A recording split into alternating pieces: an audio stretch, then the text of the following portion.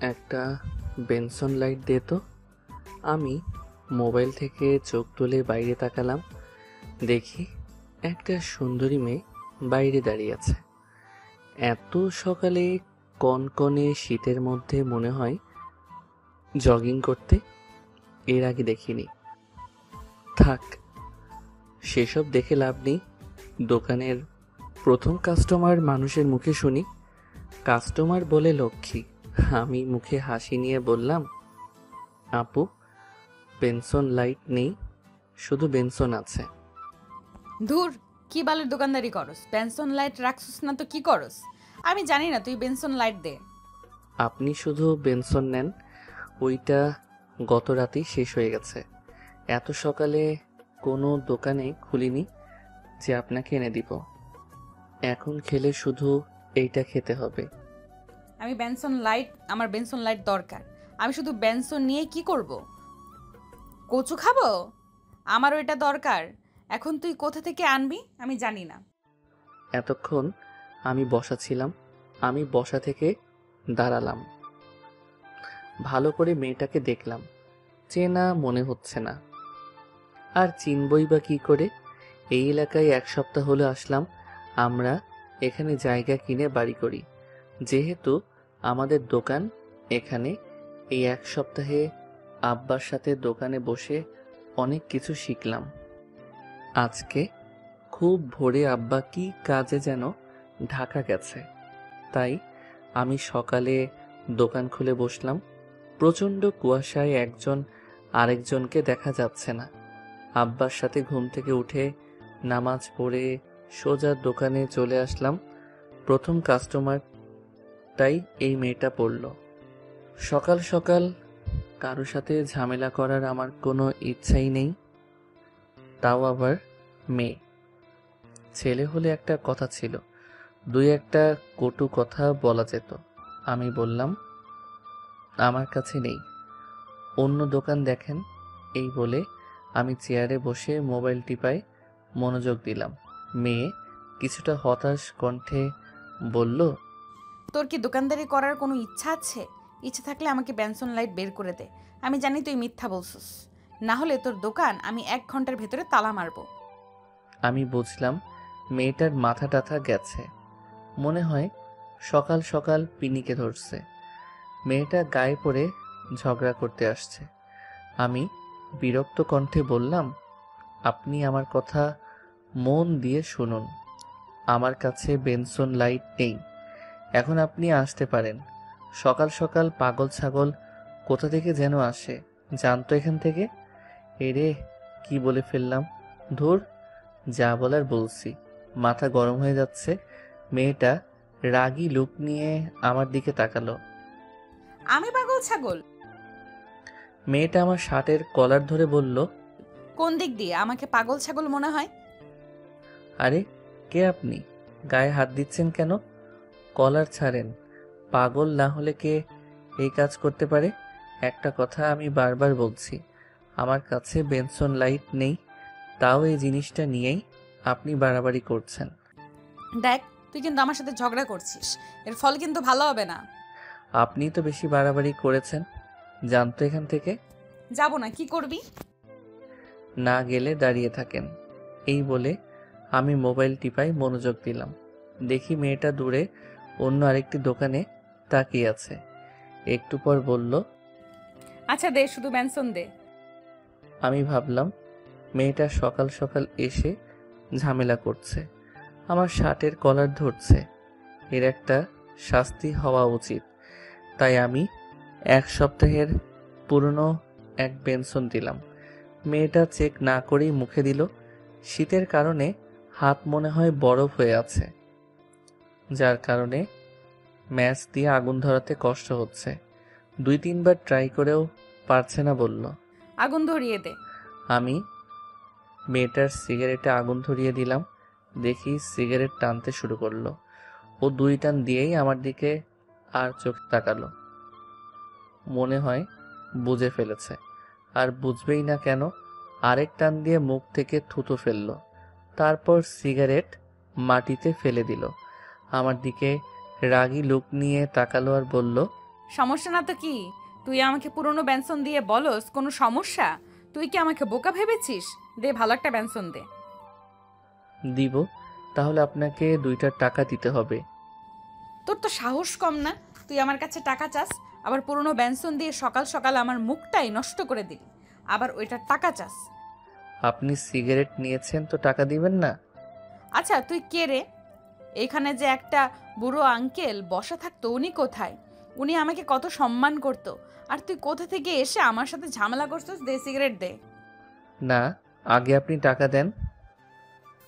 দে বলছি, না হলে কিন্তু ভালো হবে না। দূর রাখেন, আগে টাকা দেন। দেখি মেয়েটা রেগে যাচ্ছে, তাতে আমার কিছু যায় আসে না। এই শীতের মধ্যে মেয়েটা ঘামছে, মনে হয় রাগের কারণে। দাঁড়া, তোকে টাকা দিচ্ছি, একটু পর তুই বেনসন দিবি, আর কত কি দিবি? বলেই মেয়েটা মোবাইল বের করলো। দেখি আরেকজন লোক আসলো। লোকটিকে আমি চিনি, অনেক সময় দেখি আব্বার সাথে কথা বলে। ওনাকে দেখে আমার একটু জোর বাড়ল। ওনার নাম মাসুদ। মাসুদ ভাই বলল, কি আফিয়া, কোনো সমস্যা? তাহলে মেয়েটির নাম আফিয়া। আঙ্কেল দেখেন না, তারে বলছি বেনসন লাইট দিতে, কিন্তু সে আমাকে শুধু একটা বেনসন দিল, তাও আবার পুরনো। আমি বলছি নতুন একটা দিতে, ওইটাও দিচ্ছে না, আবার টাকা খুঁজে। মেয়েটা যেভাবে বলল, মনে হচ্ছে সব দোষ আমার, আর উনি একটা বাচ্চা মেয়ে। যা বলছে দিয়ে দাও ইমাদ, তুমি তো আমাকে চিনই। কিন্তু আঙ্কেল, তোমারে যেটা বলছি সেটা করো। আমি একটা বেনসন দিলাম। মেয়েটা হাতে নিয়ে ভালো করে চেক করলো, পরে আগুন ধরিয়ে টানতে লাগলো। আঙ্কেল, সে মনে হয় নতুন, সেজন্য জানে না আমি কে। সেটাই, এইসব নিয়ে আর বাড়াবাড়ি করার দরকার নেই। ও তো তোমার ভাইয়ের মতোই, দুজন সমান বয়সী, ভাই বোনের মতো মিলেমিশে থাকবা, তাই না? কি বলিস ইমাদ? আমি ভাবতে লাগলাম, মেয়েটার মনে হয় খুব পাওয়ার, না হলে মাসুদ আঙ্কেল এত সম্মান করে কথা বলছে কেন? যাই হোক, কোনো ঝামেলা করে লাভ নেই, আব্বা শুনলে পরে সমস্যা হবে। আমি বললাম, সেটাই। তাহলে আমি যাই। ইমাদ, যা লাগে দে, ওনার কাছ থেকে কোনো সময় টাকা চাবি না। জি আঙ্কেল। মাসুদ আঙ্কেল চলে গেল। এদিকে আফিয়ার সিগারেট খাওয়া শেষ। আফিয়া বলল, একটা স্পিড ক্যান দে তো, ঠান্ডা। এই শীতের মধ্যে আপনি ঠান্ডা খাবেন, নর্মাল দেই। আমার স্বাস্থ্য নিয়ে তোর ভাবতে হবে না, যা বলছি দে। আমি ফ্রিজ থেকে একটা স্পিড দিলাম। মেয়েটা দাঁড়িয়ে দাঁড়িয়ে স্পিডটা খেলো, বলল, কত টাকা হয়েছে? 65 টাকা। 65 টাকা কি করে? আমার হিসেবে 50 টাকা। তুই ওই সিগারেটের দাম চাচ্ছিস? হুম। নষ্ট সিগারেটের দাম চাচ্ছিস? আমি ওই নষ্ট সিগারেটের মূল্য দিব না, আর 50 টাকা আমি তোকে পরে দিয়ে যাব। আমরা তো বাকি দেই না, আপনার টাকা দেওয়া লাগবে না। মনে করেন এইটা আমি আমার পক্ষ থেকে খাওয়ালাম।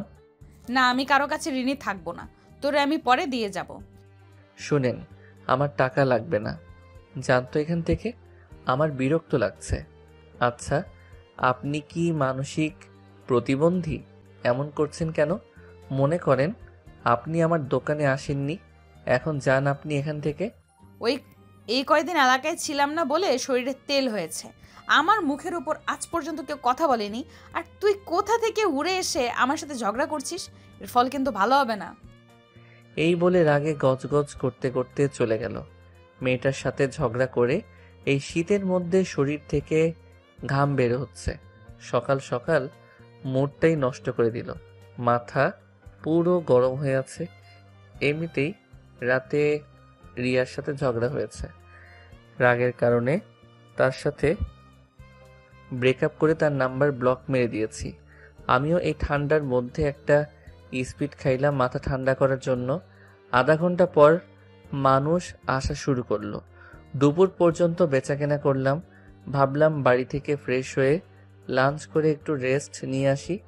আমি আস্তে আস্তে দোকানের শাটার ফেলে বাড়ির উদ্দেশ্যে রওনা দিলাম। 1 কিলো দূরে আমাদের বাসা। দুপুর টাইমে কোনো রিক্সা দেখা যাচ্ছে না। ভাবলাম হাঁটা ধরি। হাঁটতে লাগলাম। বাড়িতে যাওয়ার রাস্তায় একটা পার্ক পড়ে, যেটা জনসাধারণের জন্য উন্মুক্ত। দেখি সকালের মেয়েটা, কি জানি নাম মনে হয়েছে, আফিয়া। নামটা কি সুন্দর, কিন্তু মেয়েটা একেবারে বদ। দেখি কয়েকজন ছেলের সাথে আড্ডা দিচ্ছে। আমার সেসব ভেবে লাভ নেই, আমি আমার মতো হেঁটে যাচ্ছি। তার মধ্যে থেকে একটা ছেলে আমাকে ডাক দিল। আমি তাদের সামনে গেলাম। আফিয়া বলল, কোথায় যাস? বাসায়। তুই হয়তো এই এলাকায় নতুন আসছিস, তাই তোকে আজকের মতো ছেড়ে দিলাম। সামনের থেকে বুঝে শুনে কথা বলিস। ওকে। ওই বুড়ো আঙ্কেল কি তোর বাপ লাগে? হুম। উনি কত ভালো মানুষ, আর তুই একটা বদের হাড্ডি। হুম, আমি যেমন হই তাতে আপনার কি? আমার কিচ্ছু না, পরবর্তী সময়ে সাবধান থাকবি, না হলে এই শরীর আর পৃথিবীতে থাকবে না। আচ্ছা, দেখা যাবে। আমি সেখান থেকে চলে আসলাম। বাড়িতে এসে গোসল করলাম। মা ভাত দিল। আমি মাকে বললাম, মা, আব্বা কখন আসবে? আস্তে আস্তে রাত হবে। আজকে তুই দোকান চালা, রাতে একটু আগেই এসে পড়িস। বেশি রাত হলে যদি রিস্কা না পাস। আমি আবার দোকানে এসে পড়লাম। একটু পর দেখি কিসের হুড়াহুড়ি। দেখি একটা ছেলেকে 4-5 জন ধরে মারছে। আমি তাদের আটকাতে যাব, এমন সময় আরেকজন অচেনা লোক আমাকে বলল, ওদের মারামারি ওরা করুক, তাতে তোমার কি? তুমি দোকানদার, তুমি গিয়ে দোকানদারি করো। কিন্তু ছেলেটা তো মরে যাবে। মরে গেলে যাক, তাতে তোমার কি? তুমি গিয়ে দোকানদারি করো। আমি বাধ্য ছেলের মতো দোকান এসে দেখতে লাগলাম কি হয়। ছেলেটাকে মেরে আধমরা করে ফেলেছে। একটু পরে দেখি আফিয়া বাইকে চড়ে আসলো। এসেই ছেলেটার কাছে গেল। লোকজনের হুড়াহুড়িতে কিছুই শুনতে পারছি না, আর দেখতেও পারছি না। একটু পর একজন ছেলেটাকে নিয়ে চলে গেল। সবাই আস্তে আস্তে চলে গেল। আমি দোকানে বেচাকেনা করতে লাগলাম। একটু পর দেখি আফিয়া আসলো। বলল, একটা বেনসন লাইট দে। আমি বিরক্ত হয়ে তাকে একটা বেনসন লাইট দিলাম। ফ্রিতে খেলে তা বিরক্ত হবই। সে সিগারেট খেতে লাগলো। আস্তে আস্তে দোকানের ভিড় কমলো। দেখি আফিয়া এসে দোকানের ভিতরে একটা বসার চেয়ারে এসে বসলো আর বলল, 1 কেজি আটা দে, 1 কেজি চিনি দে, 1 কেজি পেঁয়াজ দে, আর 1 হালি ডিম দে। আমি আফিয়ার মুখের দিকে তাকিয়ে রইলাম। তার চোখে চোখ রাখলাম। আমার ভয় করছে, এগুলো কি ফ্রিতে দিতে হবে নাকি? আফিয়ার চোখ, আমার চোখ একসাথে হলো। আফিয়ার কিছুটা লজ্জা পেয়ে চোখ নিচু করে ফেললো। তুই ভয় পাস না, এগুলোর জন্য আমি টাকা দিব। আমি মুখে হাসি এনে বললাম, ওকে। আমি আটা মাপা শুরু করলাম। এই ফাঁকে 2 জন ছেলে আসলো। এসে আফিয়ার সাথে কথা বলতে লাগলো। সেদিকে আমার কোনো খেয়ালই নেই। আমি আটা, পেঁয়াজ, ডিম, চিনি প্যাকেট করে সামনে দিলাম। আফিয়া তাদের সাথে অনেকক্ষণ কথা বলল। পরে 2 জন চলে গেল। আফিয়া আমার দিকে তাকিয়ে মুচকি হাসি দিয়ে বলল, এখানে কত টাকা হয়েছে? 200। তুই তো ফ্লেক্সি লোড করস। হুম। এই নাম্বারে 700 টাকার মিনিট আর এমবির প্যাকটা দে। ওকে, আমি দিলাম। আফিয়া বলল, আমার নাম্বারটা সেভ করে রাখ, যদি কোনো সমস্যায় পড়ে সাথে সাথে কল করবি। তার প্রয়োজন নেই। আফিয়া দেখতে অনেক সুন্দরী। দাঁতগুলো উঁচু নিচু, যার কারণে হাসি দিলে অনেক সুন্দরী লাগে। ঠোঁটে লিপস্টিক দেওয়া। নারী হিসেবে দেখলে 100-তে 1 জন, কিন্তু সে থাকেই ছেলেদের মতো। জিন্সের প্যান্ট, শার্ট, শীতের মধ্যে একটা শীতের কাপড়, পায়ে শো জুতা। সে মনে হয় খুব বড়লোক, যার কারণে এত পাওয়ার। সেসব ভেবে লাভ নেই। একজন এসে বলল 10 কেজি আটা দিতে। আমি আটা মাপতে শুরু করলাম। 10 কেজি আটা দিলে উনি সেগুলো নিয়ে টাকা দিয়ে চলে গেল। আফিয়া বলল, এগুলোর দাম রাখ, আমি যাওয়ার সময় নিয়ে যাব। কত টাকা হয়েছে? আমি হিসেব করে বললাম 900 টাকা। আর 4টা সিগারেট দে। আমাকে একটা 1000 টাকা নোট দিয়ে বলল, সব মিলিয়ে কত টাকা হয়েছে রাখ, সকালের টাকাও রেখে দে। আমি সকালের টাকা না রেখে ফেরত দিয়ে দিলাম। আফিয়া চলে গেল। আমি তার যাওয়ার রাস্তার দিকে তাকিয়ে রইলাম। মাসুদ আঙ্কেল যেহেতু বলেছে ও আমার বয়সী, তাহলে আমার বয়স 23 বছর আর ওর বয়স এমনি। এই বয়সে মেয়েরা কি সুন্দর স্বামীর সাথে ঘর সংসার করে, আর ওর কি অবস্থা? নিশ্চয়ই এর পিছনে একটা কারণ আছে। সেই কারণটাই আমার জানতে হবে। এর মধ্যে দেখি মোবাইলে কল আসলো। নাম্বার চিনি না। ফোন ধরে কণ্ঠ শুনে বুঝতে পারলাম এটা রিয়া। ফোন দিচ্ছি কেন? তোর সাথে ব্রেকআপ? আমার কথা শোন, আমি খুবই দুঃখিত। আসলে আমি বুঝতে পারিনি তোরে আমি ভালোবাসি ইমাদ। তোকে ছাড়া আমি বাঁচবো না। এটা তো আমি লাস্ট 2 বছর ধরে শুনে আসছি। সত্যি বলছি। আমি তোরে পরে ফোন দিচ্ছি, এখন দোকানে আছি। আমি একাধারে রাত 10টা পর্যন্ত বেচা কেনা করলাম, কিন্তু মানুষ আসছেই। ভাবলাম চলে যাই, না হলে রিক্সা পাবো না। কিন্তু না, দোকান বন্ধ করতে করতে 11টা বেজে গেল। আমি আমি দেখি আফিয়ার প্যাকেট পড়ে রইল। সে এখনো আসেনি। ওর না আসলে নাই, এমনিতে দেরি হয়ে যাচ্ছে। সারাদিনের বেচার টাকা সাথে নিলাম, একা যাওয়ার রিস্ক। রিক্সা না পেলে দোকানে রাত কাটতে হবে। আশেপাশে তাকিয়ে দেখি কোনো রিক্সা নেই। মা অলরেডি 3বার ফোন দিয়ে ফেলেছে। এমন সময় দেখি আফিয়া কোথা থেকে জানি আসলো দৌড়ে। বলল, দে আমার প্যাকেট দে। আমি প্যাকেট দিলাম। আফিয়া বলল, কোনো রিক্সাও তো দেখছি না, কি করে বাড়ি যাব? আপনার না কত ছেলে পেলে আছে, তাদের বলেন আপনাকে নিয়ে যেতে। এটা বলাতে আফিয়া আমার দিকে তাকালো, কিন্তু কিছু বলল না। দোকানের সামনে অনেকক্ষণ দাঁড়িয়ে রইলাম, কোনো রিক্সায় আসছে না। প্রচুর কুয়াশা পড়ছে। খেয়াল করলাম আফিয়ার শরীরে তেমন শীতের কাপড় নেই, শুধু পাতলা একটা গেঞ্জি শার্টের উপরে। ও যে শীতে কাঁপছে এটা আমি ভালো করেই বুঝতে পারছি। আমার গায়ে একটা লেদার আছে আর একটা শীতের চাদর। ভাবলাম চাদরটা দেই, কিন্তু যে অ্যাটিচিউড নেই নাকি সন্দেহ। আর না নিলে আমার কি? শীতে কাঁপছে সে, আমার কি? আমি বললাম, প্রচুর শীত পড়ছে, এই চাদরটা নিন। তোর তো সাহস কম না, তুই আমার শরীরের দিকে নজর দিয়েছিস। বুঝতে পারছি এত রাতে কেউ নেই বলে আজ পর্যন্ত আমার দিকে কোনো ছেলে কুনজরে তাকানোর সাহস পায়নি। আর তুই কোথা থেকে উড়ে এসে আমার শরীরের দিকে নজর দিস? তোর এই চোখ আমি তুলে নিব। এক শ্বাসে কথাগুলো বলল। আমি এমন কথা শুনে অবাক। উপকার করতে চাইলাম আর উল্টা বাঁশ দিয়ে দিল। দূর, এমন মেয়ের সাথে কথা বললে মুখ নষ্ট। জাহান নামে যাক, তাতে আমার কি? মা আবার কল দিল। পরিবারের একমাত্র ছেলে আমি, ছোট বোন আছে বিবাহিত। এখন বাড়িতে মা একা। মা বলল, আজকে আসবি নাকি? আসবো তো, কিন্তু কোনো গাড়ি পাচ্ছি না। আব্বা বাড়িতে আসলে বলল একটা আগাইতে। তোর আব্বা এখনো আসেনি, রাস্তায় আছে। কি করব এখন? তুই আস্তে আস্তে হাঁট, আমি আগাইতাছি। আচ্ছা।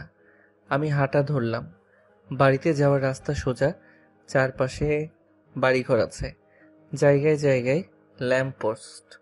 এরপরও কেন জানি ভয় করে, এলাকাটা নির্জন। খেয়াল করলাম আমার পিছনে আফিয়া হাঁটছে। মনে হয় কোনো উপায় না পেয়ে আমার পিছনে হাঁটা ধরছে। আমি দাঁড়িয়ে গেলাম, তার দিকে এগিয়ে গেলাম। আফিয়া বলল, আমার দিকে আসবি না, এর ফল কিন্তু ভালো হবে না। ভুলে যাস না, রাতের পর কিন্তু সকাল আসে। আমার শরীরে যদি টাচ করিস তাহলে সকালের ভোরের আলো দেখতে পাবি না। আমি তার কথা কান না নিয়ে তার সামনে গেলাম। শীতে কাঁপছে আর ভয়েও। আমি চাদরটা তার শরীরে পেঁচিয়ে দিলাম। ও তখন চোখ বন্ধ করে ফেলছে। বোধহয় ভাবছে আমি অন্য কিছু করব। বললাম, সব সময় অ্যাটিচিউড দেখানো ঠিক না। চাদরটা ভালো করে গায়ে দিন, ভালো লাগবে। আর পিছন পিছন না হেঁটে পাশাপাশি হাঁটুন। এই বলে আমি হাঁটা ধরলাম। একটু পর দেখি আফিয়া আমার পাশাপাশি হাঁটছে। চাদরটা শরীরে ভালো করে গায়ে দিল। হাঁটতে হাঁটতে অনেকটুকু চলে আসলাম। কোথা থেকে জানি এক কুকুর ঘেউ ঘেউ করে উঠল। আফিয়া ভয়ে আমার শরীরের উপর পড়ল। আমি তাকে ধরে ফেললাম। আফিয়া আমাকে ধরে রীতিমতো ভয় কাঁপছে। আমি বললাম, ভয়ের কিছু নেই, এটা কুকুর ছিল। আমি ভয় পাচ্ছি না। আপনি ভয় পাবেন কেন? আপনি তো অনেক সাহসী। এখন হাঁটেন। বামের গলির একটু সামনে আমার বাসা। আমরা আবার হাঁটতে শুরু করলাম। আফিয়া বলল। আমি তাকিয়ে দেখি অন্ধকার এক গলি, কিছুই দেখা যাচ্ছে না। যদি এদিকে যাই, আফিয়া যদি আমার টাকা পয়সা সবকিছু রেখে দেয়, আমি ওইদিকে যাচ্ছি না। সে গিয়ে মরুক, তাতে আমার কিছু যায় আসে না। আবার মনে চাচ্ছে এগিয়ে দিয়ে আসি। মানবতার খাতিরে এইটুকু সাহায্য করাই যায়। আবার গেলে যদি টাকা পয়সা রেখে কি করব মাথা কাজ করছে না। আমি যাচ্ছি না। আফিয়া বলল। এইটুকু রাস্তায় এগিয়ে দে না, আমার সত্যিই খুব ভয় করছে। আমি আফিয়ার মুখের দিকে তাকালাম। দেখি সে সত্যি খুব ভয়ে আছে। মনে হয় করুণার দৃষ্টিতে বলছে। আমি ভাবলাম যাই এগিয়ে দিয়ে আসি। ওকে চলেন। আমি আফিয়ার পাশাপাশি হাঁটতে লাগলাম। আফিয়া আমার শরীরের সাথে লেগে লেগে হাঁটছে। কিছুক্ষণ হাঁটার পর আফিয়া বলল, এটা আমার বাসা, ভেতরে এসে বস। না, তার প্রয়োজন নেই, আরেকদিন আসবো। ধন্যবাদ তোকে। এই নে তোর চাদর। ওকে। আমি চাদর নিয়ে হাঁটা ধরলাম। তাড়াতাড়ি গলি থেকে বের হলাম। তারপর বাড়ির রাস্তায় হাঁটা ধরলাম। আরো অনেকটুকু পথ বাকি। এখন আমার নিজেরই ভয় করছে। দেখি সামনে থেকে একজন মহিলা আসছে। ভালো করে তাকিয়ে দেখি এটা মা। মাকে দেখে যেন আমার আত্মাটা শান্তি হলো। আমি আর মা একসাথে হাঁটতে লাগলাম। কিছুক্ষণ হাঁটার পর 4-5 জন ছেলে আমাদের ঘিরে ধরল। তাদের প্রত্যেকের মুখ মাফলার দিয়ে ঢাকা। একজন মুখোশধারী বলল, যা আছে সবকিছু দিয়ে দে। মা ভয় পেয়ে আমার পিছনে লুকালো। একজন এসে আমার পকেটে হাত দিতে লাগলো। আমি ছেলেটার হাতে ধরে ফেললাম। একজন পিছন থেকে চাপাতি বের করলো। মা ভয় পেয়ে বলল, যা আছে সবকিছু দিয়ে দে। আমি ছেলেটার হাত ছেড়ে দিলাম। ছেলেটা আমার পকেট থেকে মোবাইল নিয়ে গেল। আরেক পকেট থেকে দোকানের টাকা বের করলো। 20,000 টাকার মতো ছিল। ওইটা পেয়ে তারা চলে যেতে লাগলো। পিছন থেকে মোবাইল ঢিল দিয়ে সবগুলো দৌড়ে পালালো। মা সেখানে কাঁদা শুরু করলো। আমি মাকে উঠিয়ে বাড়িতে নিয়ে আসলাম। মা কেঁদে কেঁদে বলল, ওইখানে কত টাকা ছিল? 20,000। সব শেষ, আমাদের সব শেষ। আমার কিছু বলার নেই। যে চাপাতি বের করছিল একটা কোপ দিলে বাঁচার কোনো সম্ভাবনা নেই। আমি মাথায় হাত দিয়ে বসে রইলাম। সারাদিনের বেচা কেনা এক নিমিষেই শেষ। একটু পর আব্বা এলো। আমাদের এই অবস্থা দেখে আব্বা বলল, কি হয়েছে তোদের মুখের এই অবস্থা কেন?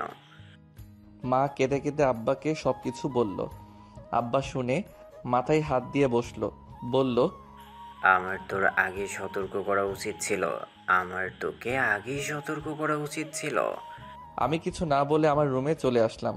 এসে শুয়ে রইলাম। ভাবতে লাগলাম, এটা কে করলো? এই এলাকা চলে আফিয়ার কথায়। এলাকায় কিছু হলে সেটা অবশ্যই আফিয়া জানবে। তার মানে এই কাজ সম্পূর্ণ আফিয়ার। কিন্তু সে তো আমার সাথেই ছিল। ওকে তো আমি নিজেই বাড়িতে পৌঁছে দিলাম। সকালে গিয়ে আফিয়াকে জিজ্ঞেস করতে হবে। এমন সময় দেখি রিয়ার কল। এমনিতেই মাথা গরম হয়ে আছে, আবার রিয়ার কল ধরলে আরও মাথা গরম হবে। আমি ফোন কেটে দিলাম। রিয়া আমার আগের কলেজের বেস্ট ফ্রেন্ড। আস্তে আস্তে দুজন দুজনকে ভালোবেসে ফেলি। ওই কলেজ থেকে ইন্টার শেষ করি। তারপরেই এখানে এক কাছের কলেজে ভর্তি হই।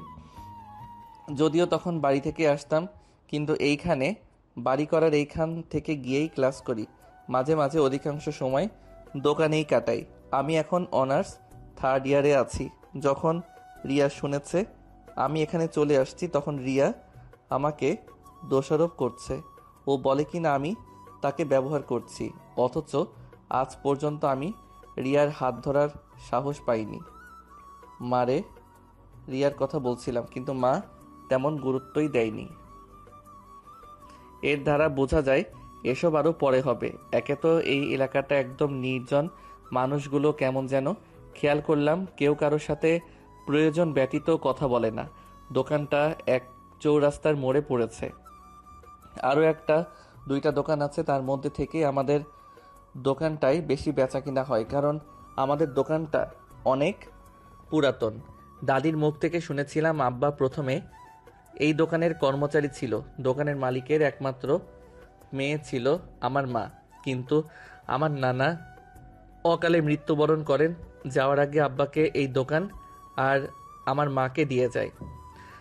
পরে আব্বা মাকে বিয়ে করে বাড়িতে নিয়ে আসে। এত বছর নানার বাড়ি খালি পড়েছিল। দাদি মারা যাওয়ার পর আব্বা নানার বাড়ি আবার নতুন করে এবং আমরা এই জায়গায় চলে আসি। রাতে আর ঘুমাতে পারিনি। সকালে গেলাম আফিয়ার বাড়িতে, গিয়ে দরজায় টোকা দিলাম। কিছুক্ষণ পর আফিয়া দরজা খুলল। আফিয়া আমাকে দেখে অবাক হয়ে জিজ্ঞেস করলো, এত সকালে তুই? আফিয়া এই শীতের মধ্যে একটা হাতাকাটা গেঞ্জি পরা আর পাতলা একটা প্লাজো পরা, চুলগুলো উস্কো খুস্কো হয়ে আছে। আমাকে দেখে তাড়াতাড়ি ওড়না দিল গলায়। পায়ের দিকে তাকাতেই আমার সারা শরীরে শিরশির করে উঠল। পায়ের নখগুলো নেল পলিশ দেওয়া। আমি বললাম, আমার টাকা ফেরত দেন। কিসের টাকা? গতরাতে যে ছিনতাই করেছেন ওই টাকা। আফিয়া যেন আসমান থেকে পড়ল, বলল, আমি কি করে তোর টাকা ছিনতাই করতে পারি? তুই তো আমাকে এখানে দিয়ে গেলি, আমি কেন তোর টাকা নিতে যাব? এলাকায় কিছু হলে সব কিছুই আপনি জানেন, আপনি সব সমাধান করেন। আমার 20,000 টাকা ছিনতাই হয়েছে গতরাতে আপনাকে দিয়ে বাড়ি যাওয়ার সময়। এখন আপনি বলছেন আপনি কিছুই জানেন না? আজ পর্যন্ত আমাকে এই অপবাদ দেওয়ার কেউ সাহস পায়নি। আমার সাথে কথা বলতে এলে 10 বার ভেবে নেয়। একটা ফোন দিলে তুই আমার ঘর থেকে জীবিত বের হতে পারবি না। গত রাতে একটু উপকার করেছিস বলে এই ভেবে নিস না আমি তোকে হেল্প করব। গত রাতে উপকার করেছিস বলে এখনো তোকে কিছু বলিনি। চুপচাপ এখান থেকে চলে যা। যাবই তো, আমি কি এখানে থাকবো নাকি? মনে রাখেন, এই টাকা নিয়ে আপনারা শান্তিমতো মরতেও পারবেন না। তোর নাম জানি কি? মোহাম্মদ ইমাদ। ইমাদ, তোরে লাস্ট ওয়ার্নিং দিচ্ছি, আর একটা কথা না বলে এখান থেকে চলে যা। আমি তার বাসা থেকে চলে আসলাম। খেয়াল করলাম ওর বাসায় শুধু ও একা, তার কি মা বাবা কেউ নাই? আমি নিশ্চিত টাকাটা সেই নিছে। আমি মুখটা কালো করে সেখান থেকে চলে আসলাম। বাড়িতে এসে নাস্তা করে গিয়ে দোকান খুললাম। আব্বা গতকাল সারাদিন অনেক কাজে ব্যস্ত ছিল। পরে আবার রাতে এই খবর শুনে আব্বার অবস্থা ভালো না, তাই আমাকে বলছে দোকান খুলতে। বোনটারে বলছে বাড়িতে আসতে। আমি দুপুর পর্যন্ত দোকানে বসে বাড়িতে আসলাম। আব্বা গিয়ে দোকান খুলল। আমি বিকালের দিকে দোকানে গেলাম। সন্ধ্যার কিছুক্ষণ পর আব্বা বাড়িতে চলে গেল। আমাকে বলল আগেই বাড়ি চলে যেতে। আমি 9টা পর্যন্ত দোকানে বসে আস্তে আস্তে দোকান গুছাইতে শুরু করলাম। কেন জানি মনে হলো রিয়াকে কল দেই। আমি দিলাম, কল ধরলো। কেমন আছো? ভালো, তুমি? কি বলবা বলো। আমার ভালো লাগে না কিছু। আমি তোর বাড়ি চলে আসব। পাগল নাকি? এখানে আসলে কি লাভ হবে?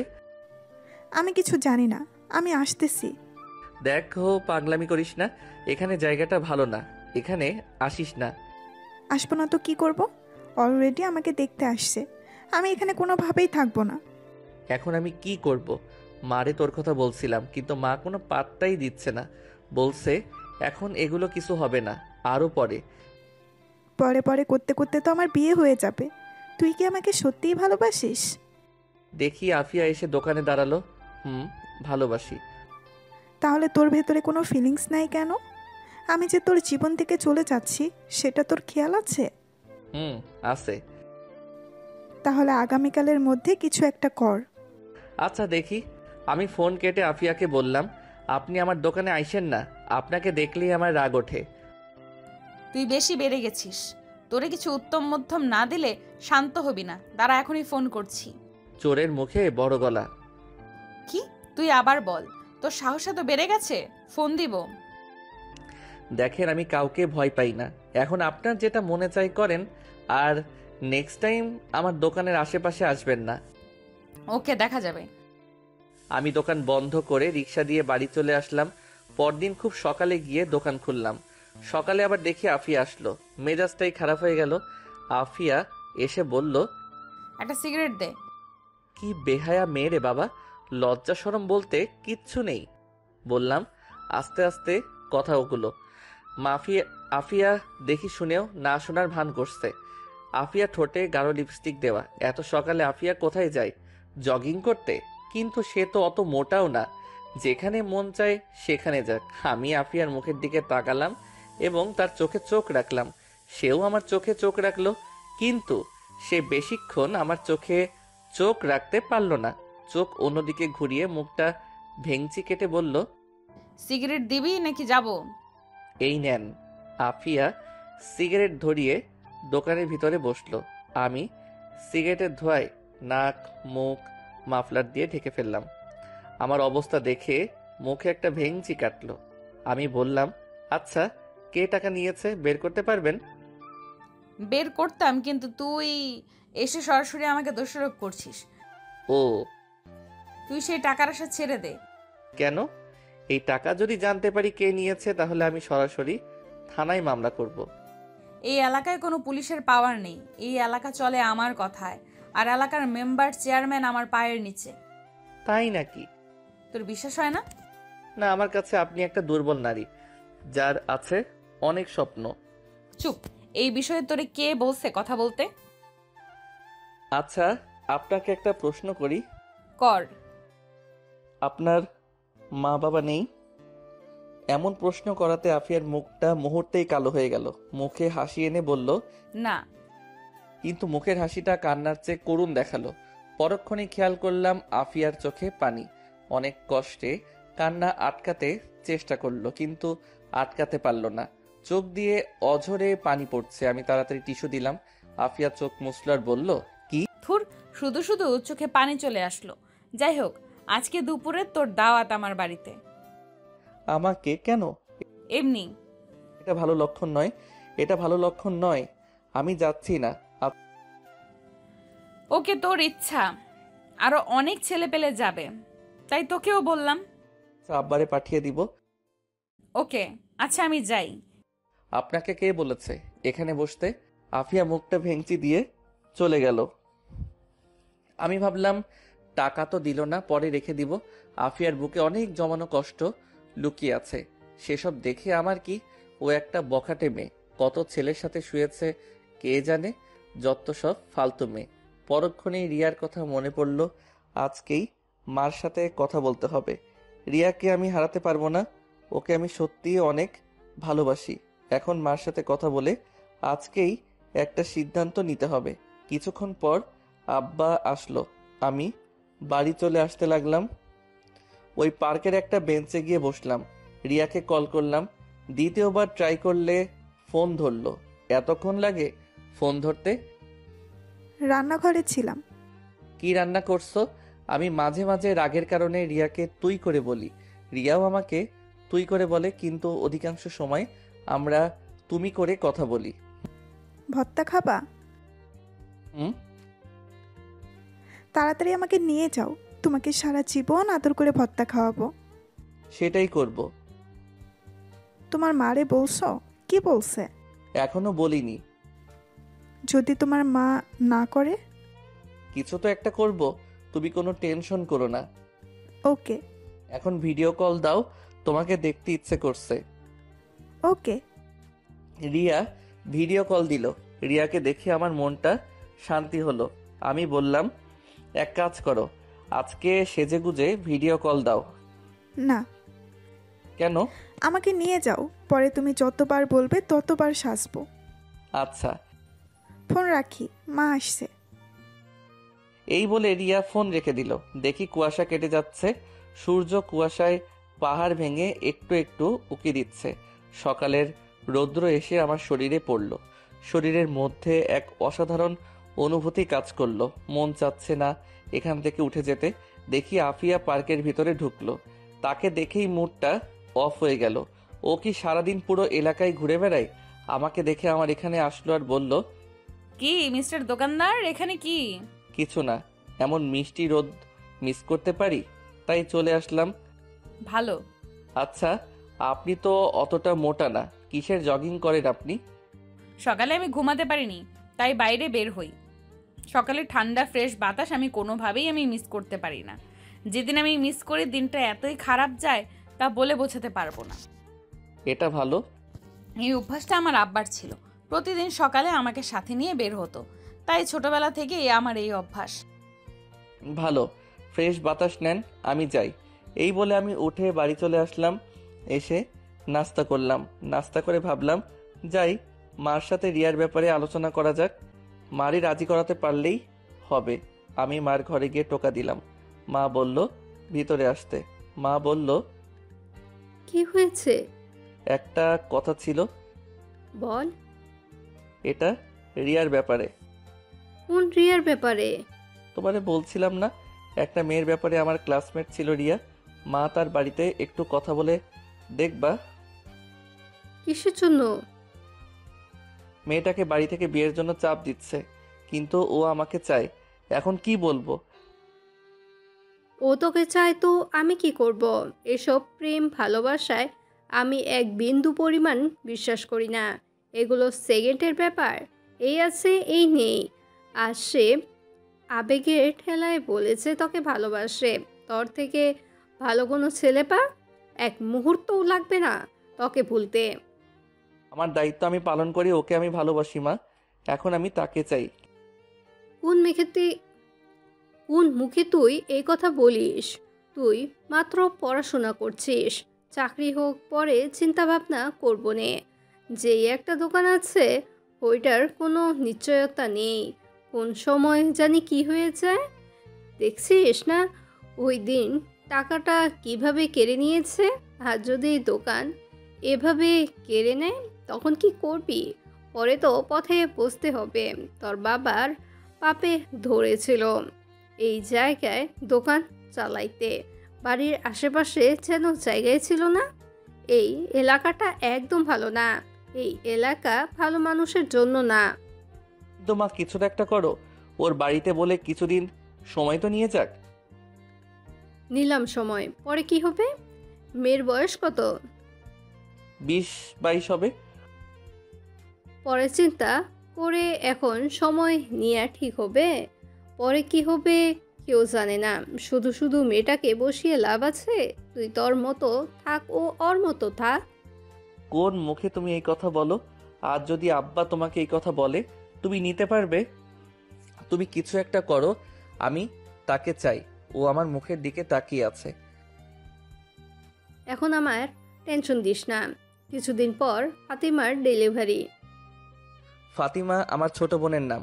কিন্তু মা, আমি কোন মুখে মেয়ের বাড়িতে কথা বলবো?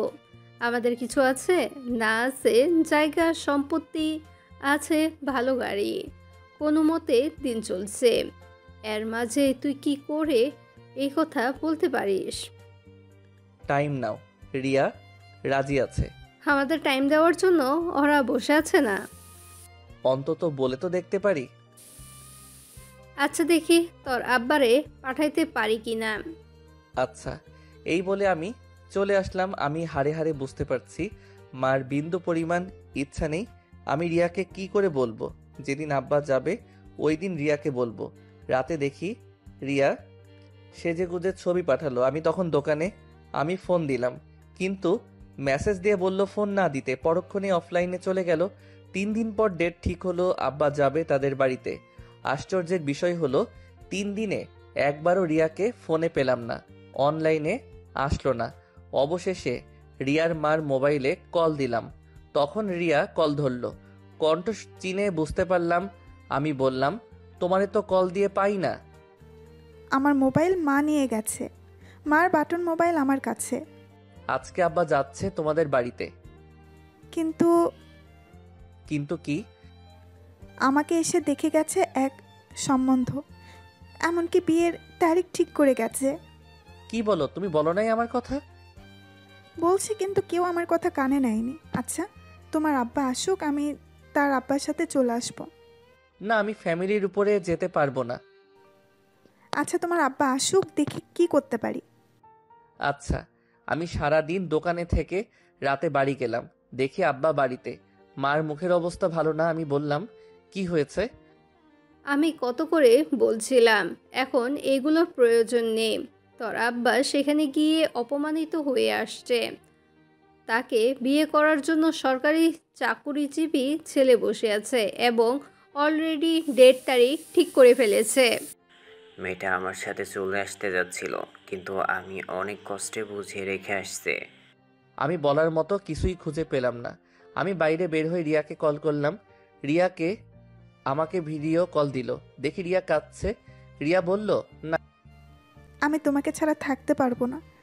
আমি তোমার বাড়িতে চলে আসছি। তোমার বাসার ঠিকানা দাও। এই ভুল করিস না। কেন? তুমি আমাকে চাও না? অবশ্যই চাই। তাহলে এমন কথা বলো কেন? আজ পর্যন্ত তোমার হাতটা পর্যন্ত ধরিনি। ভাবছিলাম বিয়ের পর একেবারে তোর হাত ধরবো, কিন্তু দেখি এখন আর সেটা সম্ভব না। তোর এই কোনো ইচ্ছে নেই আমাকে পাবার। এই বলে রিয়া শিশুর মতো কাঁদতে লাগলো। অজান্তে আমার চোখ দিয়ে পানি বের হয়ে পড়লো। আমার ভিতরটা কষ্টে পুড়ে যাচ্ছে। তাড়াতাড়ি তোর বাসার ঠিকানা দে, আমি আগামীকাল আসছি। পরে তুই যা করার করিস। আচ্ছা। আমি তোর হাতটা একটি বারের জন্য ধরতে চাই। আমি একটি বারের জন্য তোকে অনুভব করতে চাই। এই বলে রিয়া কাঁদতে লাগলো। আমি বললাম, ঠিকানা টেক্সট করলাম, পার্কের ঠিকানা দিলাম। আর কতক্ষণ পুরনো স্মৃতি মনে করে কিছুক্ষণ কথা বলে ফোন কেটে দিলাম। পরদিন আব্বারে দোকানে রেখে পার্কে গেলাম। গিয়ে রিয়ার জন্য অপেক্ষা করতে লাগলাম। দেখি আফিয়া পার্কে আসলো কয়েকজন ছেলে পেলে নিয়ে। তাকে দেখেই মেজাজটা বিগড়ে যায়। তারা দূরের এক বেঞ্চে বসে কথা বলতে লাগলো। একসময় দেখি আফিয়া একটা ছেলেকে চড় দিল। চড় খেয়ে ছেলেটা মাটিতে পড়ে গেল। আফিয়া ছেলেটিকে আরো কি কি জানি বলল। দেখি রিয়া রিক্সা থেকে নেমে পার্কের ভিতরে প্রবেশ করলো। আমি ইশারা দিলাম। রিয়া আমার কাছে আসলো। এসে আমাকে জড়িয়ে ধরলো, ফুপিয়ে কেঁদে উঠলো। আমি তার পিঠে হাত রেখে সান্ত্বনা দিতে লাগলাম। আমি রিয়াকে আমার পাশে বসালাম। রিয়া আমার হাতে হাত ধরলো, আমার কাঁধে মাথা রেখে কাঁদতে লাগলো। রিয়া বলল, আমি তোমাকে হারাতে চাই না। আমিও। চলো না এখন গিয়ে বিয়ে করে ফেলি, পরেরটা পরে হবে। কিন্তু বুঝেছি, তোমারই কোনো ইচ্ছে নেই। শুনেছি সত্যিকার ভালোবাসা বলে কখনো কাউকে ভয় পায় না। আসলে তুমি আমাকে সত্যি ভালোবাসো না। বাসি না বাসলে কি আর এত কিছু করতাম? সবার আগে ফ্যামিলি। যারাই ফ্যামিলির উপরে গিয়েছে তারাই শেষ হয়ে গেছে। কতই না ভালো হতো যদি সারাটা জীবন একসাথে থাকতে পারতাম। এখনো হয়তো সময় আছে। এভাবে আমাকে দূরে থেকে ভালোবেসে যেতে পারবা? হয়তো তোমার এই একটু ভালোবাসা নিয়ে আমি সারাটা জীবন কাটিয়ে দিতে পারবো। কোনো কি উপায় নেই? উপায় আছে, কিন্তু এমনও হতে পারে সেটা বেশি দিন স্থায়ী হবে না। তার চেয়ে ভালো না এমন একটা জায়গায় যাওয়া, সেখানে আজীবন স্থায়ী হওয়া। কিন্তু তুমি প্রমিস করো, আজীবন তুমি আমার সাথে সম্পর্ক রাখবা, আমাকে ভুলবা না কোনোদিন। কথা দিলাম, তোমার সাথে আজীবন যোগাযোগ রাখবো। মনে করবা আমি তোমার পাশে আছি সব সময়। মনে আছে আমরা দুজন প্রেমে পড়ার আগে কি রকম ছিলাম? ঠিক সেরকম ভাবে আমাদের সারাটা জীবন কাটিয়ে দিব। ওকে, তুমি কোন মেয়েকে বিয়ে করবা সেটা আমি সিদ্ধান্ত নিব। আমার পছন্দ, তোমার পছন্দ। আচ্ছা, এখন একটু হাসো। তোমার হাসিটা অনেক দিন ধরে মিস করছি। রিয়া একটা মুচকি হাসি দিল। দূর থেকে যতই বলতাম রিয়া আমাকে দোষারোপ করত আর কোনো অঘটন ঘটিয়ে ফেলতো। কাছে থেকে বুঝিয়ে বলাতেও কিরকম মেনে নিল। এমন নয় যে আমি রিয়াকে ভালোবাসি না। ধরলাম আমি রিয়াকে বিয়ে করলাম তার ফ্যামিলিকে না জানিয়ে। এক্ষেত্রে রিয়ার কোনো অস্তিত্ব থাকবে না। কোনোদিন শখ করেও নিজের বাপের বাড়ির নাম বলতে পারবে না। যার কোনো অস্তিত্বই নেই, তার আবার কিসের স্বপ্ন সুখ? কিছুদিন পর আমি হয়ে যাব তার কাছে নরক। তার চেয়ে ভালো না দূর থেকে দুজনকে ভালোবেসে যাব। আমাদের এরকম মিশিয়ে বসাতে আফিয়া প্রশ্নবোধক মুখ নিয়ে আমাদের কাছে আসলো। বলল, কি মিস্টার দোকানদার গার্লফ্রেন্ড নাকি? কিন্তু তোমরা এইভাবে মিশিয়ে বসে আছো কেন? এটা তো পাবলিক প্লেস। আসলে আপু, কিছুদিন বাদে আমার বিয়ে, দুর্ভাগ্যবশত আমার বিয়েটা ইমাদের সাথে হচ্ছে না, তাই ইমাদকে লাস্ট বিদায় জানাতে এসেছি। ভালো, তোমরা দুজন একটু ভিন্ন টাইপের। আপু কী রকম? আমি যতটুকু জানি, কোনো ছেলের গার্লফ্রেন্ড এর বিবাহ হলে তাদের বিচ্ছেদের সময় একজন আরেকজনকে গালাগালি, মারামারি, হ্যানত্যান কত কিছু, এমনকি একজন আরেকজনকে খুনও করে ফেলে। আর তোমরা দুজন কি সুন্দর হাসি মুখে দুজন দুজনকে বিদায় দিচ্ছ। হয়তো এর মধ্যেও কোনো কল্যাণ আছে। জি আপু। আসলে কি জানো, ভালোবাসার মানুষটিকে বিয়ে না করাই শ্রেয়। কারণ বিয়ে করলে মানুষটি থেকে যায়, কিন্তু ভালোবাসাটা আর থাকে না। কিন্তু আমি ইমাদকে ভালোবাসি। বিয়ের পর ওকে আমি দূর থেকে ভালোবেসে যাব। সেটাই ভালো, তোমরা থাকো, আমি যাই। আফিয়া চলে গেল। আমি বললাম, চলো মার সাথে দেখা করে যাবে। চলো। আমি রিয়াকে বাসায় এনে মার সাথে পরিচয় করিয়ে দিলাম। কি আজব, মার সাথে সেকেন্ডের মধ্যে মিশুক হয়ে গেল। কি কথা লাগিয়ে দিল। যাওয়ার সময় রিয়া মার কাছ থেকে দোয়া চাইলো। পরে দোকানে নিয়ে আসলাম। আব্বার কাছে থেকে বিদায় নিয়ে দোয়া চাইলো। পরে বাস স্টেশনে নিয়ে গেলাম। শেষমেশে বিদায় রিয়া কেঁদে দিল, আমাকে জড়িয়ে ধরে রাখলো। বাসে উঠিয়ে দিয়ে দোকানে চলে আসলাম। ইচ্ছা করে রিয়ার বিয়ের তারিখটা জানি নাই, কারণ ওই দিনটায় কষ্ট হতো বেশি। এখন মনে হবে রিয়া এখনো আমার জন্য ওয়েট করছে। কষ্ট দূর করার জন্য যতটা সম্ভব রিয়াকে ভুলে থাকাই ভালো। দোকানে আসলে আব্বা বাড়ি চলে গেল। সন্ধ্যা ছুঁই। সন্ধ্যার সময় দেখি কুয়াশা পড়া শুরু করছে। তাড়াতাড়ি বাড়ি চলে যাই। এভাবে অনেক দিন চলে গেল। বিয়ের 1 সপ্তাহ পর রিয়া তার স্বামীর সাথে আমার পরিচয় করিয়ে দিল। তার স্বামীও খুব মিশুক। অল্প কথাতেই দুজন বন্ধুর মতো হয়ে গেলাম। মাঝে মাঝে আমাকে ফোন দিয়ে রিয়া কি পছন্দ করে, কি অপছন্দ করে, এটা সেটা জিজ্ঞেস করে। মানে তাদের সংসার ভালোই চলছিল, এটা দেখে আমি খুব খুশি। কিন্তু আমার মনের ভিতর একটা চিনচিন কষ্ট বাড়ি দেয়, কারণ রিয়াকে নিজের মতো করে পেলাম না। হয়তো রিয়া সেটা আমার চোখে দেখতে পায়। দেখলেই আর কি লাভ। ভাবলাম রিয়ার সাথে আর কোনো সম্পর্ক রাখা যাবে না। তার সাথে কথা বললেই পুরনো স্মৃতি মনে হয়। তখন ভিতর থেকে চাপা কান্না চলে আসে। আস্তে আস্তে রিয়ার কল ইগনোর করতে লাগলাম। এভাবে মাসখানেক চলে গেল। দোকানের মধ্যে এখন আমি বেশি সময় থাকি, কারণ আব্বা বছরখানেক আগে স্ট্রোক করেছিল, যার কারণে বেশি প্রেশার নিতে দেই না। এই 1 মাসের মধ্যে আব্বা পুরো দোকান আমাকে বুঝিয়ে দিয়ে দিল। ভালোই চলছিল দিনকাল। একদিন রাতে ঠিক করলাম রাতে দোকানে কাটিয়ে দিব, কারণ দেরি হয়ে গিয়েছিল।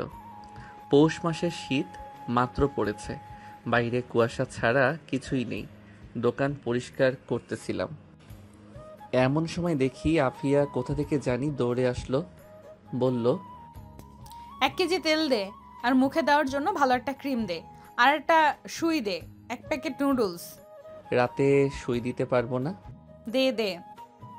আরও কয়েকটা জিনিসের নাম বলল। আজকে সিগারেট চাচ্ছে না। আমি বললাম, সিগারেট দিব না। না রে, ঠান্ডা লাগছে। ও, আমি আস্তে আস্তে সবগুলো জিনিস দিলাম। বলল, কত টাকা হয়েছে? 950 টাকা। আফিয়া আমাকে একটা 1000 টাকার নোট দিল। টাকাটা হাতে নিয়ে আমি টাকার কোড নাম্বারের দিকে তাকালাম। আমি সব সময় কারো কাছ থেকে বড় টাকার নোট পেলে অথবা দিলে আমি কোড নাম্বারটা দেখে নেই, যাতে উনি অস্বীকার করতে না পারে অথবা জাল বলে ঝামেলায় ফেলতে না পারে। ওই দিন আফিয়া একটা 1000 টাকার নোট দিয়েছিল। ওই দিন আমি কোডটা ভালো করেই দেখেছিলাম, কারণ আফিয়া এমনিতেই তেরা টাইপের মেয়ে। কিন্তু খেয়াল করে দেখলাম ওই দিন যে টাকা দিয়েছিল সেই টাকার লাস্টের কোড আর আজকের টাকার লাস্টের কোড এক। ওই দিন টাকা ছিনতাই হয়ে গিয়েছিল।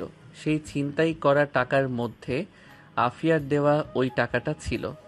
দুর্ভাগ্যবশত আফিয়া আজকে আমাকে এই টাকাটা এনে দিল। তার মানে ওই দিন ছিনতাইটা আফিয়া করছিল। হয়তো সে করেনি, অন্য কাউকে দিয়ে করিয়েছে। মহান আল্লাহর কি লীলা খেলা। আফিয়া বলল, কি এত দেখছিস, আমাকে বিদায় কর, বাসায় যেতে হবে। বাসায় তো যাবেন, তার আগে আমার কিছু প্রশ্নের উত্তর দিন। তাড়াতাড়ি বল। চেয়ারে বসেন, দরকার হলে আমি এগিয়ে দিয়ে আসবো। আফিয়া চেয়ারে বসলো। আমি বললাম, মনে আছে মাসখানেক আগে বলছিলাম আমার 20,000 টাকা ছিনতাই হয়ে গিয়েছিল? মনে আছে। এর আগের দিন রাতে আপনি আমার কাছ থেকে কিছু টাকার মাল কিনেছিলেন। বল। আপনি যে 1,000 টাকার নোট দিয়েছিলেন ওই টাকাটা ছিনতাই হওয়া টাকার মধ্যে ছিল, কিন্তু আজকে এই 1,000 টাকা ওই দিন আপনার দেওয়া 1,000 টাকা। আমি যদি বলি এটা কি আপনি বিশ্বাস করবেন? না, বিশ্বাস করব না। কেন বিশ্বাস করবেন না? ওই দিন আপনার দেওয়ার টাকার কোড, আজকে এই টাকার কোড সম্পূর্ণ এক। আফিয়া তার চোখগুলো বড় বড় করে তাকালো। আমার এই কথা শুনে আফিয়া হতভম্ব হয়ে গেছে। কি বলবে কিছু বুঝতে পারছে না। তোতলাতে তোতলাতে বলল, আমি কিচ্ছু জানি না। আর ওই দিন টাকার কোড আর আজকের টাকার কোড এক, এটা বললেই আমি বিশ্বাস করব? আপনি বিশ্বাস করতে বাধ্য। প্লিজ আফিয়া আমার টাকাটা দিয়ে দেন। আমি তোর টাকা নেইনি, ওকে? না, আপনি নিয়েছেন। আমি নেইনি। আপনি নিয়েছেন, না হলে ওই দিনের টাকার কোড আর আজকের টাকার কোড এক কেন? আপনি ছাড়া তো অনেক মানুষ আছে, তাদের কাছে তো টাকাটা যেতে পারতো, আপনার কাছেই কেন? স্বীকার করেন। যা, আমি নিয়েছি। এখন কি করবি কর, তুই আমার কিছুই করতে পারবি না। কি নির্লজ্জ মেয়ে, প্লিজ আমার টাকাটা ফেরত দিয়ে দেন। তোরে 1 টাকাও দিব না। এখন দেখি তুই কি করিস। এই আমি উঠলাম। আমি তার কিছুই করতে পারবো না, এটা আমি ভালো করেই জানি। আব্বা জানলে আব্বাও কিছু করতে পারবে না। তার চেয়ে ভালো তাদের না জানানো। টাকার আশা আমরা আরও অনেক আগেই ছেড়ে দিয়েছি। এখন দেখি আফিয়াকে ফাপড় টাপড় দিয়ে কিছু নিতে পারি কিনা। জানি কিছুই করতে পারবো না। আমি বললাম, দেবেন না? না, দিব না। আমি ভাবতেছি আফিয়ার দুর্বল জায়গায় আঘাত করব। না থাক, মেয়েটাকে কাঁদিয়ে লাভ নেই। ওকে, দেখা যাক। আফিয়া বাইরে তাকিয়ে দেখে কোনো গাড়ি নেই। আফিয়া বলল, বাসায় যাবি না? না, আজকে দোকানেই থাকবো। এখন আমি কি করে বাসায় যাব? আমার দিকে তাকিয়ে মুচকি হাসি দিয়ে বলল, একটু এগিয়ে দিবি? ধুর, আপনি কে? আপনাকে চিনি না, বের হন দোকান থেকে। টাকা চুরি করে বলে আবার বড় বড় কথা বলে। আপনার মতো মেয়েরা লাস্টে মানুষের লাথি উষ্টা খেয়ে মরে। এমন করতেছিস কেন? একটু হেল্পই তো চাইছিলাম। ওই দিন তো আপনার হেল্প করেছিলাম, উল্টা আমার পিঠেই লাথি মারলেন। এলাকায় অন্য কেউ ছিল না। আসলে আমি জানতাম না ওরা তোর টাকা ছিনতাই করেছে।